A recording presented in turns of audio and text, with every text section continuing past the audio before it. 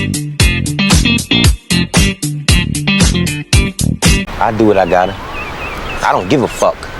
Welcome to this latest edition of the Real Deal Podcast. This very special edition of the Real Deal Podcast, episode 908. We are recording this on a Sunday evening. Hope everybody out there is enjoying their Labor Day weekend. I told you that I was coming with a back to school special, and I was going to deliver on that promise. Of course, we're going to be looking back at, frankly, one of the greatest episodes in the history of television, The Wire, season 4, episode 13, final grades. I think that this is the season 4 of The Wire, I believe, is the greatest season in the history of television. Now, am I biased towards The Wire being the greatest show of all time? Of course. But is it the greatest show of all time? Of course. So, season 4, of course, dealt with the school system. You can watch it. I mean, of course, I recommend that you have to watch the whole series to get it. But you actually could watch season 4 by itself. And, of course, you're going to miss things from the previous 3 seasons, but it will still be a great watch. Season 4, of course, is my favorite season. Episode 13, season 4, I think, was my favorite episode of the season. And I think, personally, that this is the second greatest episode in the history of the show, behind Middle Ground, which of course was the episode where Stringer Bell got killed. Spoiler alert. Listen, the show's been done for like 20 plus years, so sorry. So, but Vulture, and if you remember when me and Rob Sapp were looking back at The Wire, we would go and see where Vulture would rank each individual episode. Vulture did not agree with me, because in terms of all-time episodes, Vulture had this episode ranked 4th, which behind Middle Ground, Boys of Summer, and 30, which was the series finale, and a very underrated series finale. I think one of the best series finales in television history in terms of how they wrapped up the show. So they had it 4th. I had it 2nd behind Middle Ground. We both agreed that Middle Ground was the greatest Wire episode of all time. Boys of Summer was great, but Boys of Summer is not. I wouldn't put Boys of Summer in my top 5 or maybe even my top 10 of Wire episodes myself. Great episode, but not. I think they're overranking Boys of Summer. This was the second longest episode up until this point. When it came out, this was the second. This was the second. This ended up being the second longest episode in the history of the show, hour and 19 minutes. When it came out, it was the longest running episode in the history of the show before the series finale overtook it at about an hour and 30 minutes. It was directed by Ernest Dickerson. He directed a few of the Wire episodes. This was a very tough, it was a great episode, but it was a very difficult and powerful watch, because, first of all, I couldn't help to think about the actors. And all 3 of them had big roles in this episode and were major players over the course of the series, the duration of the entire series. But I couldn't help but to think about the actors who have passed away since the show ended, and since this episode came out. Robert Chu, Michael K. Williams, and most recently this year, Lance Reddick, all passed away.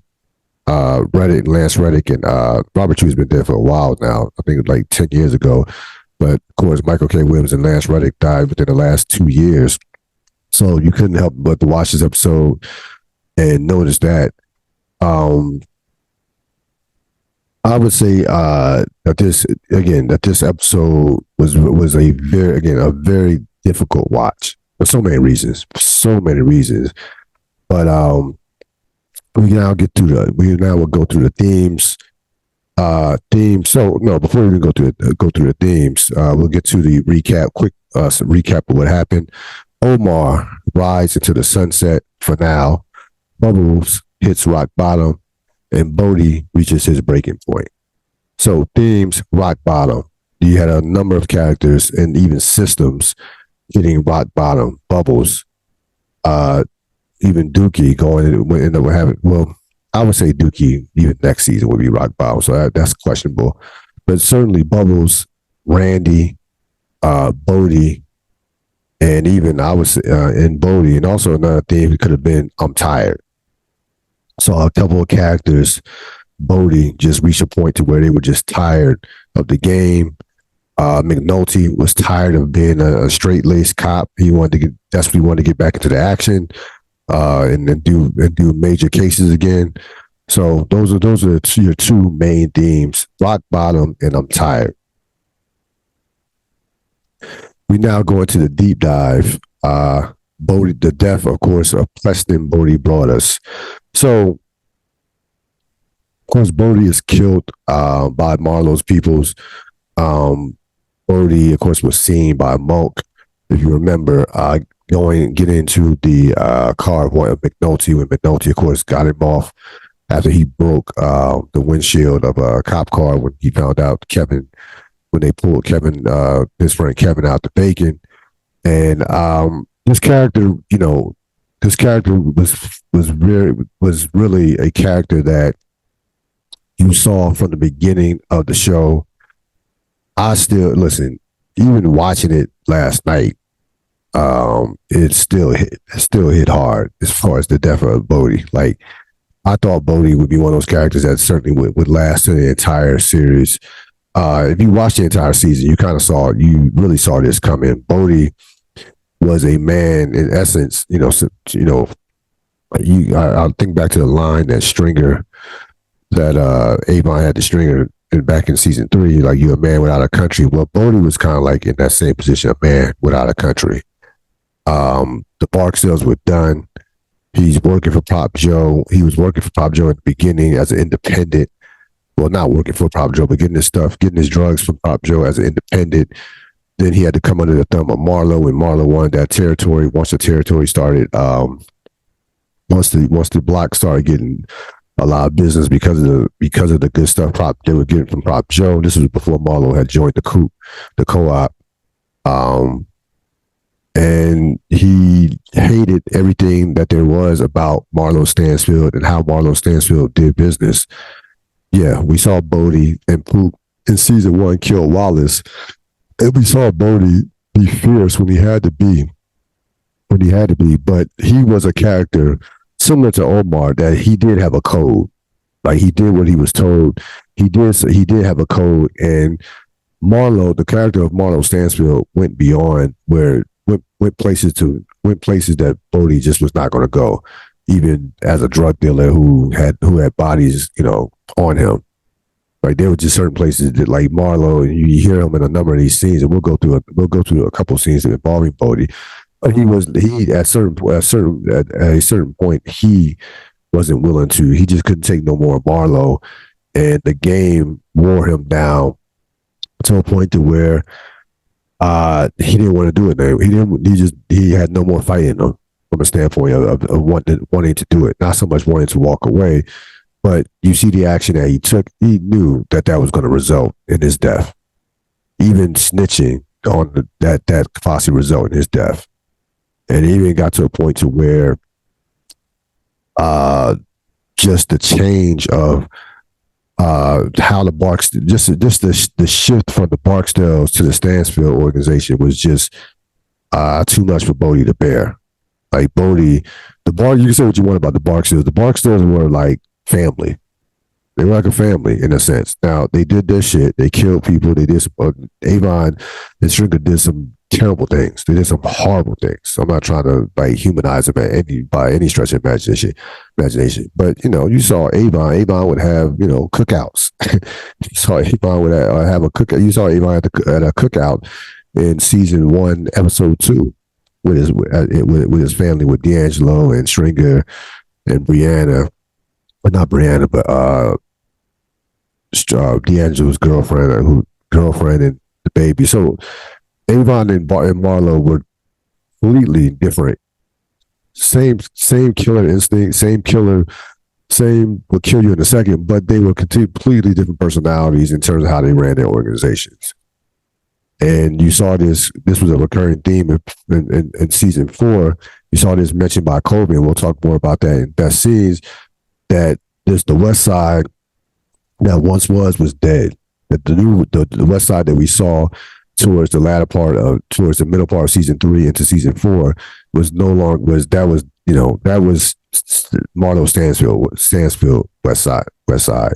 No family, no code, and no respect. And that's what some words out of Bunny Colvin, which we'll talk about later on in the podcast. But that was exactly the way it was.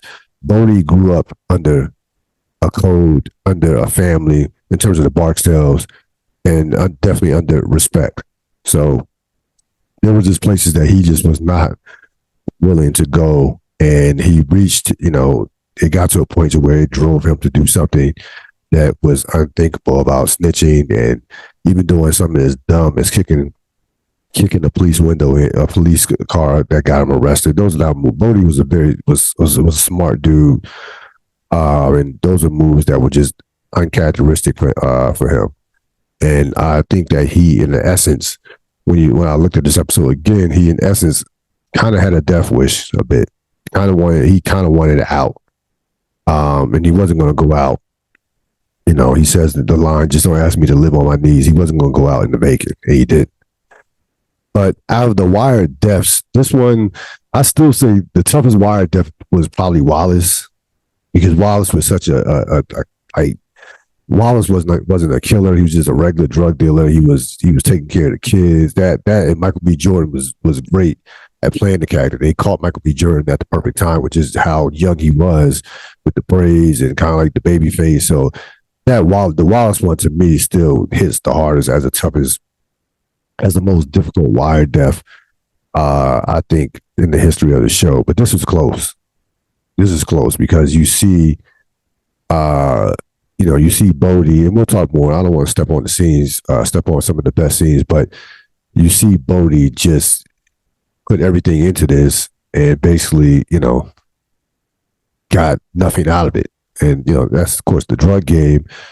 But you just see the despair and the tiredness that, the body language and it was on his face from the start of this episode, really from the start of this season, from episode 1 of the season until the last episode, until his last scene. Let's get into best scenes.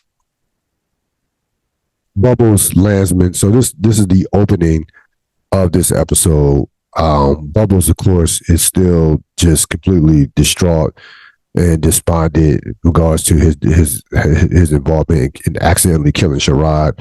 Remember, it was a hot shot that was meant for to kill the guy that had been robbing Bubbles and beating Bubbles up. Sherrod takes it. Sherrod dies, and Bubbles just, he turns himself in. Landsman comes in, interviews him as he's being interviewed by the other police officer. Landsman says, "Hey, let me put my stuff down." He comes in. They start talking. Bubbles does a full confession, and then Bubbles throws up on Landsman. Landsman goes and Landsman throws up on the two cops. They go in to get changed or whatever to get the wipes, the vomit off. And next thing you know, Bubbles is trying to Bubbles almost hangs himself, but not to the point to where he dies. This is a scene that kicked off the entire episode.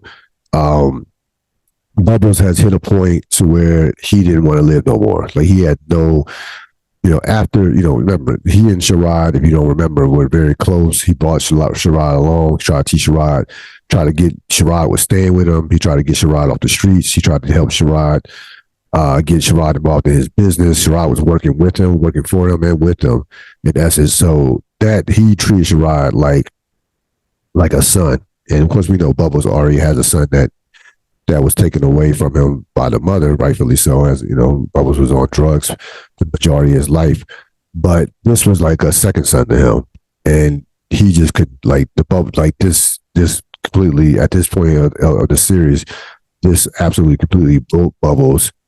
And remember, at this point in the series, he really doesn't have a support system. Like in the early seasons, you had Kima, you had McNulty, the major, some of the even people in the major crimes unit. He has no one at this point. Like he has literally he has no one in essence. So Kima's doing her own thing. She's a detective and she's moving on to another unit at this point. Well, she's working for the Western at this point, and she's not with major crimes.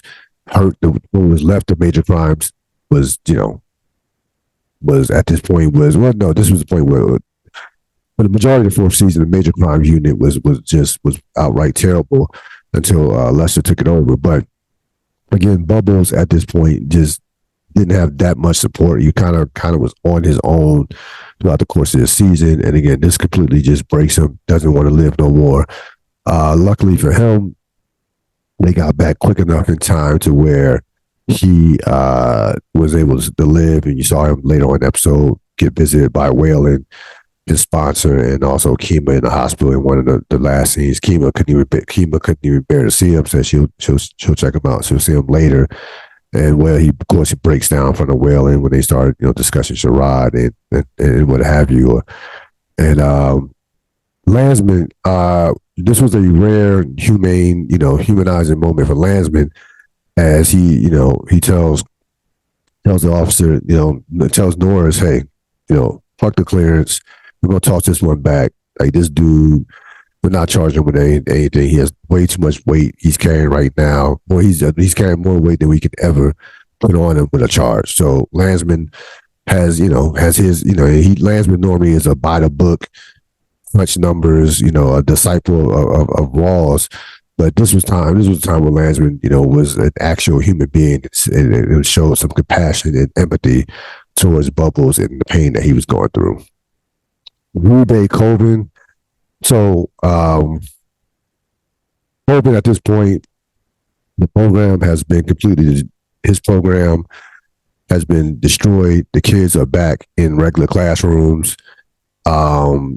He's taken a liking to Naaman. Naaman stayed over his house with along with his wife, and they've taken a liking to him, and he believes that at this point that he could probably save Naaman Bryce, that is, of course, this Weebay's son.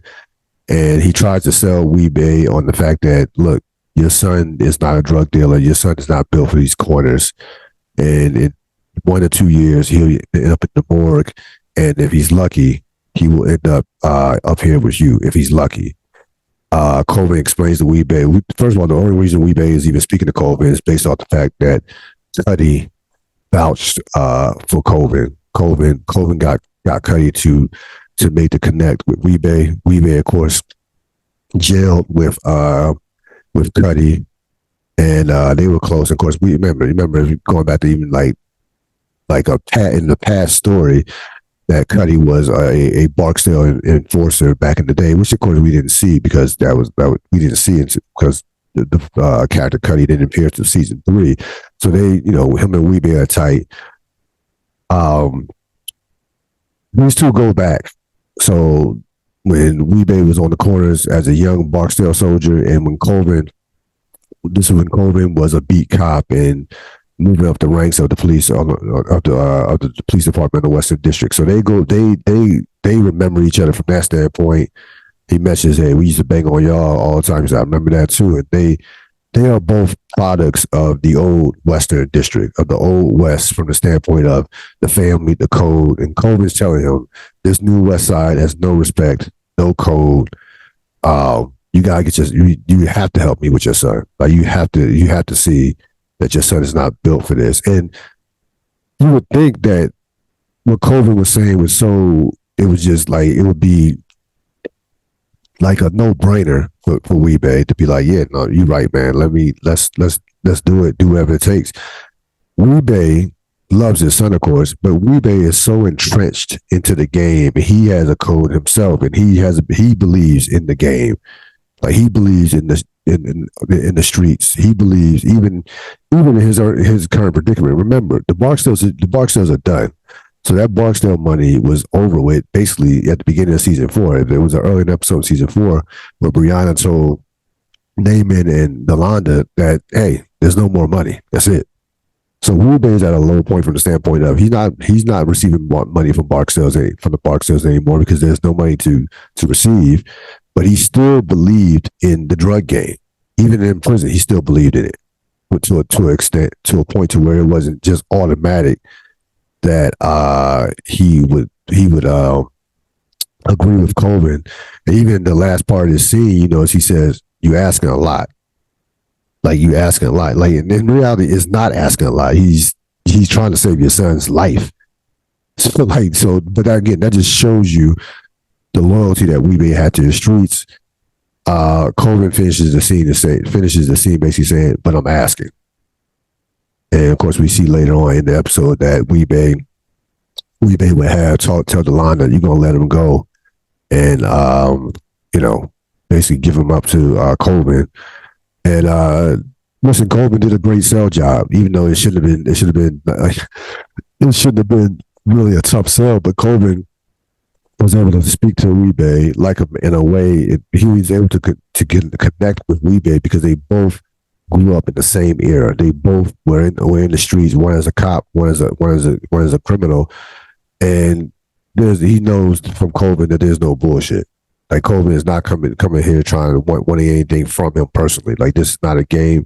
He's literally trying to save the life of his son.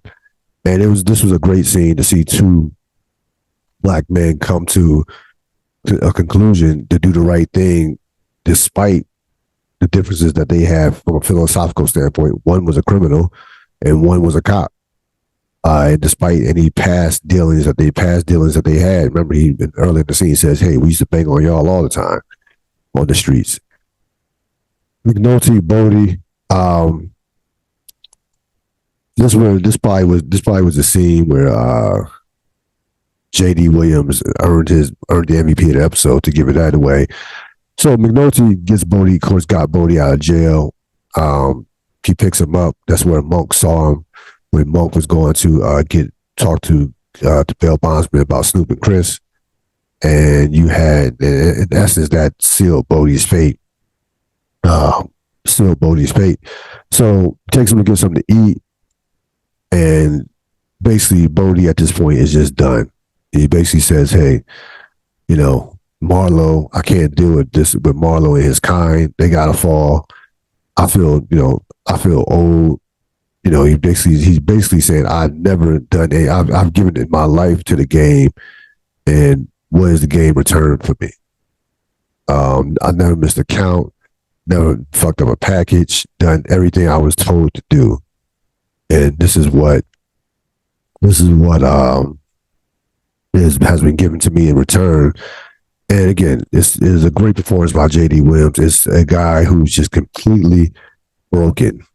And then that was a recurring theme in terms of some of these characters, where life systematic failures and just various circumstances just completely broke some of these characters. So Bodie says, "Hey, I'm not snitching on any Barksdales or what's left of them, but Marlo gots to fall. Like, I'll do what I gotta do. Just don't ask me to live on my knees."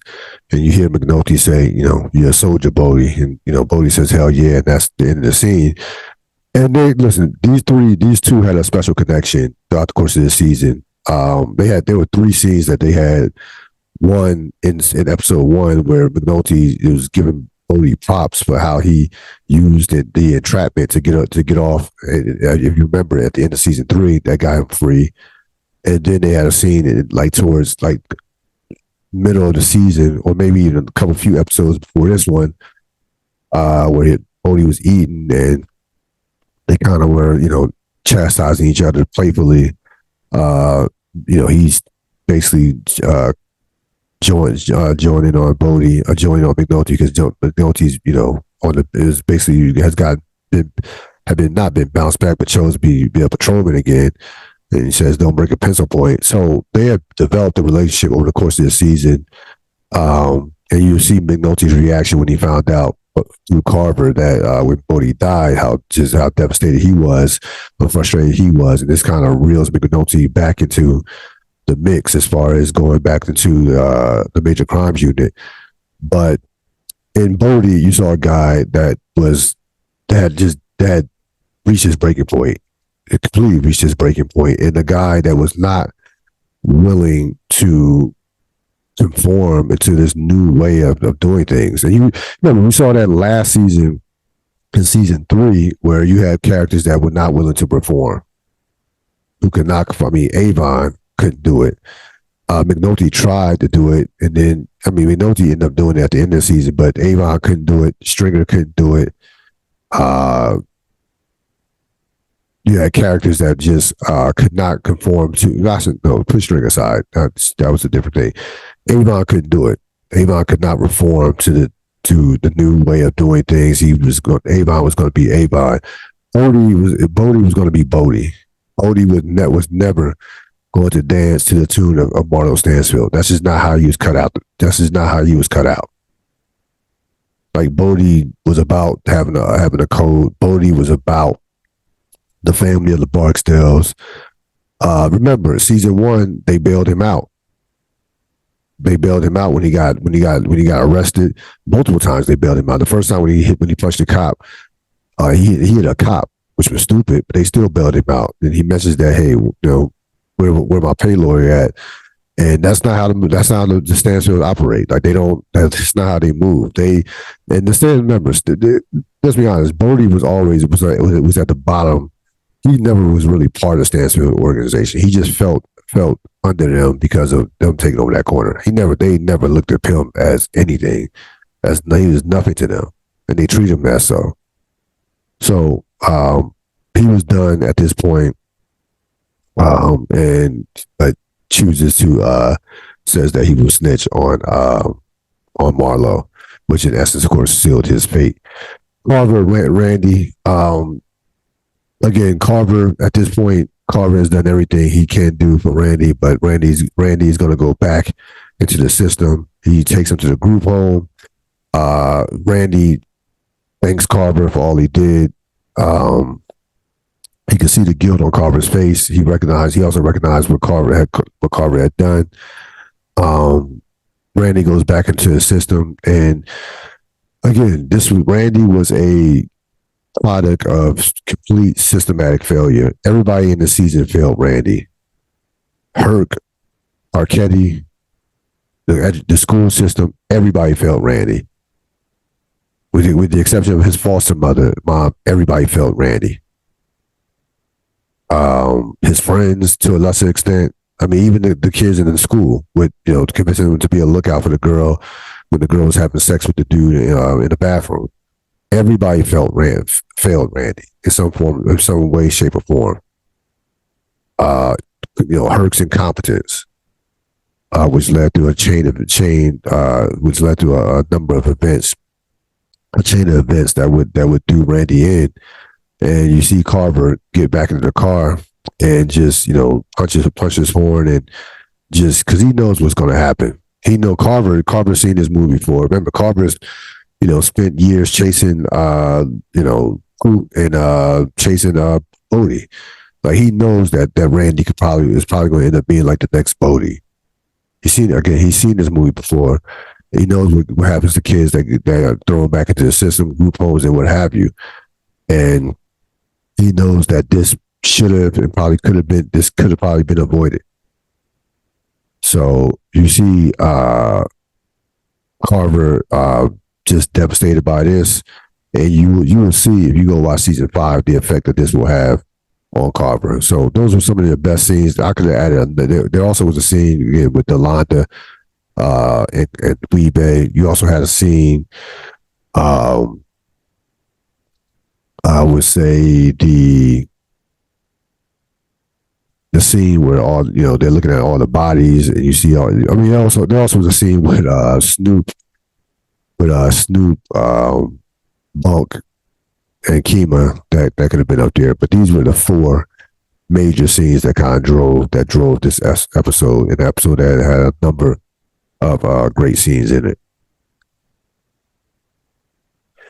The kids. So we see the fate of the kids. They all end up going their separate ways for the most part.